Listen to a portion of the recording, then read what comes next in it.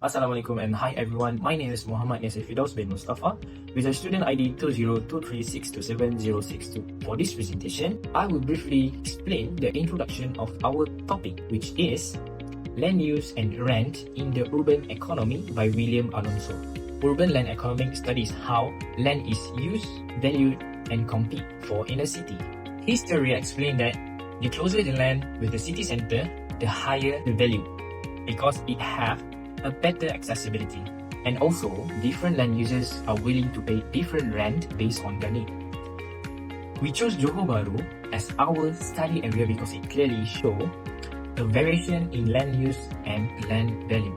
In the city center, it has the highest land rent, and the value decrease as we move outward, which match the Alonso distance rent relationship. Our poster highlight this concept and shows how Johor Bahru reflect Alonso's theories in real life. Assalamualaikum. My name is Muhammad Hanif Ishaq. Today I will explain the site background and how Alonso pit rent theory applies to our study area at Johor Bahru. Johor Bahru is located at the southern tip of Peninsular Malaysia, acts as the main urban center of Iskandar Malaysia, and our study area includes the CDB and surrounding suburbs such as Tebau, Skudai and Masai. One important characteristic of Johor Bahru is close location to Singapore. Area near the Johor-Singapore checkpoint have very high land value because of accessibility, cross-border movement and business activity. This situation clearly reflects Alonso rent guardian, where land rent is heightened at the city center, decrease as we move more future away.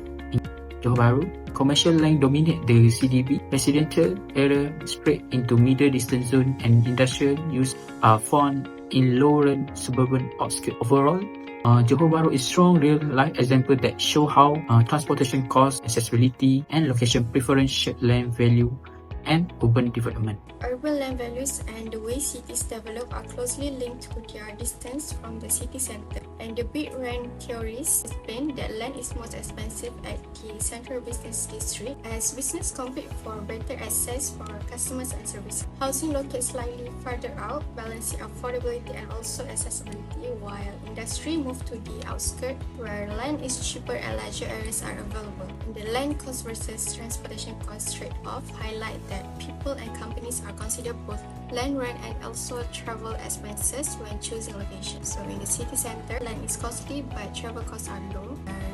At the urban edge, land is cheaper but commuting and transport costs increase. And lastly, the land rent gradient described by Alonso that rent decrease gradually from the CBD towards the periphery and influencing urban density and intensity of development and how land use are organized. Together, these ideas help us to understand why cities grow such a way and balancing accessibility costs and also the needs of different users. So today I will explain further about the key concept. Applying Alonso's bird rent theory to Johor Bahru, we can clearly see how land value changes with the distance from the city center and the Singapore border. Firstly, in the Johor Bahru CBD and the areas closest to the CI such as JB Central, City Square, Stulang, Bukit Chagar and the border complex, we observe the highest land rents. This is because these locations offer the strongest accessibility, direct access to the Singapore border, major transport hub, employment center, and commercial activities. As a result, the land is used intensively with premium commercial buildings, high-density apartment, offices, hotels, and retail centers. This reflects Alonso's principle that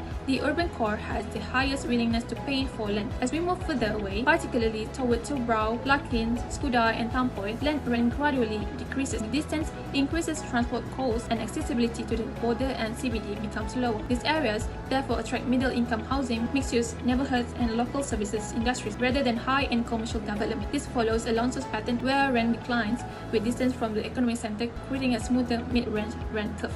So the third key concept is low rent at suburban areas. So the factors are long commuting distance, higher reliance on private vehicles, and dominance of industrial land use. So this is the factors that causing the low rent at suburban areas. So the fourth is Singapore's influence strengthens Alonso model. Johor Bahru's proximity to Singapore raises land rents near the border, creating a steeper rent gradient, making JB a unique example of Alonso rent theory. So to conclude Williams Alonso's theory we can know that the theory is effectively explain the special organization and land value patterns in Johor Bahru. The city displays a classic rent gradient, the highest rents near Johor Bahru Central Business District and the Singapore border, decreasing outward towards suburban and peripheral areas. Commercial users dominates the central zone due to accessibility advantages. Residential areas